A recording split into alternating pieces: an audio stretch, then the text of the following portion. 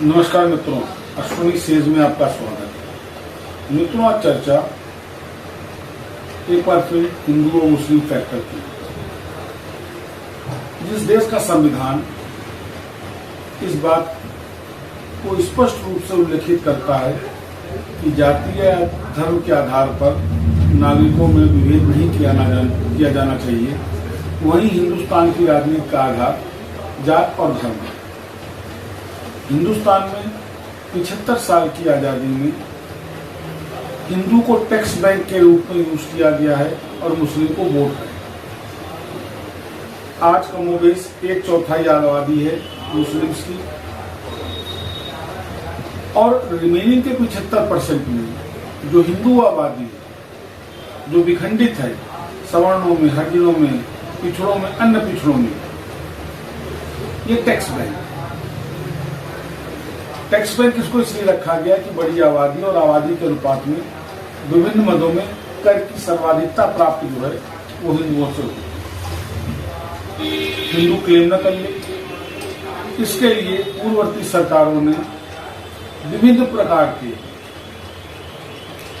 जबरदस्ती के एक्ट हिंदुओं पर थोपे, जिससे हिंदू एकता, हिंदू का प्रभुत्व प्रभावित हो, दबाया जा सके उसे, और उसको यूज एंड थ्रो के रूप में रखा जाए। क्योंकि मुस्लिम आबादी के साथ में परसेंटेज ऑफ लिटरेसी की प्रॉब्लम है, बहुत जल्दी मैनिपुलेट किए जा सकते हैं, डिमांड्स ज्यादा नहीं है, पढ़े लिखे कम है, सोर्स ऑफ इनकम इनकी बड़ी सीमित है, मैक्सिमम 90% आपको मुस्लिम जॉब करता हुआ दिखेगा, सीमित रिक्वायरमेंट है, तो इसको as a vote bank develop किया।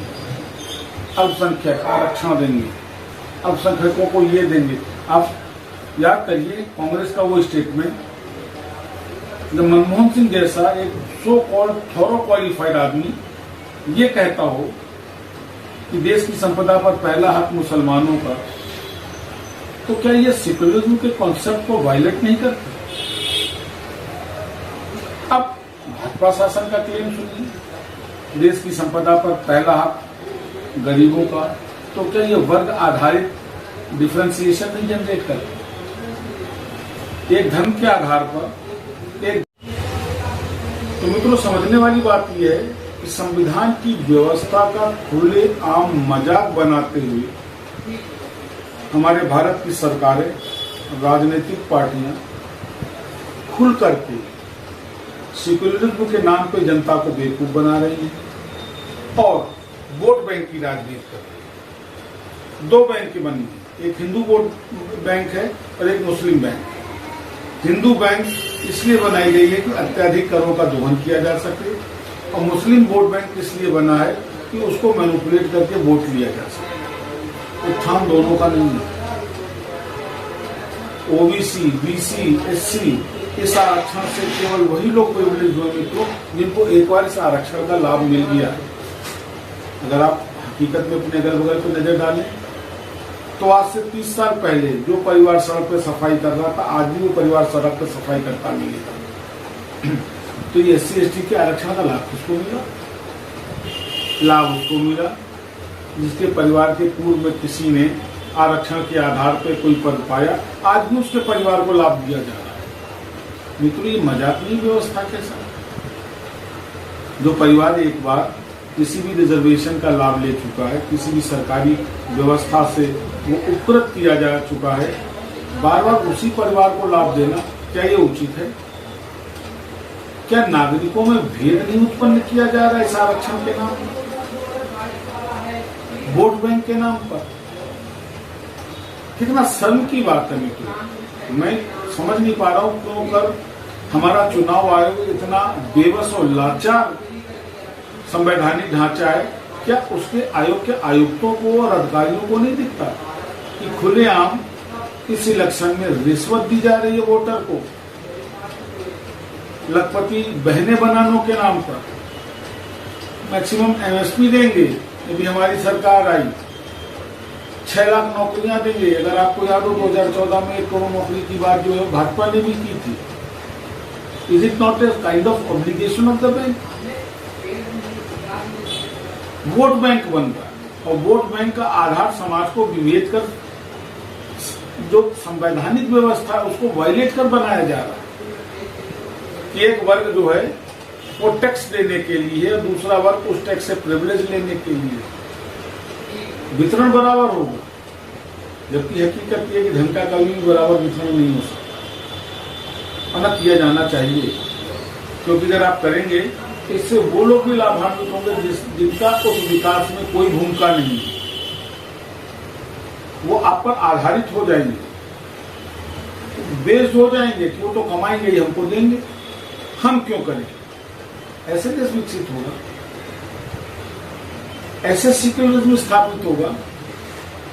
आप अल्पसंख्यकों की बात करें, हम बहुसंख्यकों की बात करें, आप धर्म विशेष की बात करें, हम धर्म विशेष की बात करें, ऐसे सेक्युलरिज्म आएगा। क्यों बेवकूफ बनाया जा रहा है भारत की जनता? सोचिए, क्योंकि ये मामला केवल हमारे आपका नहीं है, हमारे आपके बच्चों के भविष्य का है। आज मैं व्हाट्सएप पर एक बड़ा अच्छा मैसेज देख रहा था मित्र, हर आदमी की ख्वाहिश है चांद को पाने की, बड़ा मोहब्बत करता है, चांद सी महबूबा हो मेरी। तो जब आप इतना चांद को चाहेंगे तो मित्रों सूर्य को कहीं ना कहीं तो बुरा लगेगा। आज विकास के नाम पर विनाश हो गया है देश का। 51 पॉइंट कुछ डिग्री सेल्सियस का टेम्परेचर आज रिकॉर्ड किया गया चुरू में, क्योंकि हमने विकास के नाम पर सड़कें बनाने के लिए करोड़ों की, हजारों करोड़ों की तादाद में पेड़ काटे, रोपण नहीं हुआ, कागजी छोड़। ठीक उसी तरीके से कि जिस तरीके से आरक्षण के नाम पर हमने समाज को केवल बांटा है, उससे वास्तविक विकास कहीं नहीं हुआ है। ठीक उसी तरीके से जिस तरीके से सेक्युलरिज्म के नाम पर एक पार्टी एक धर्म का संरक्षण करती है और दूसरी पार्टी दूसरे धर्म का, जबकि सेक्युलरिज्म सर्वधर्म समभाव की बात करता है।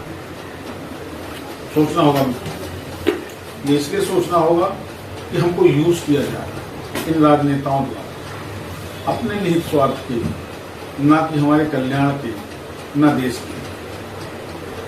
और जहां हमारा कल्याण निहित नहीं है, हमारे देश का कल्याण निहित नहीं है, जहां हमारे संविधान की अपनी मर्जी की व्याख्या की जाती है, हम ऐसे हर व्यवस्था का बहिष्कार करना होगा। पुनः मुलाकात करूंगा मित्रों, नमस्कार।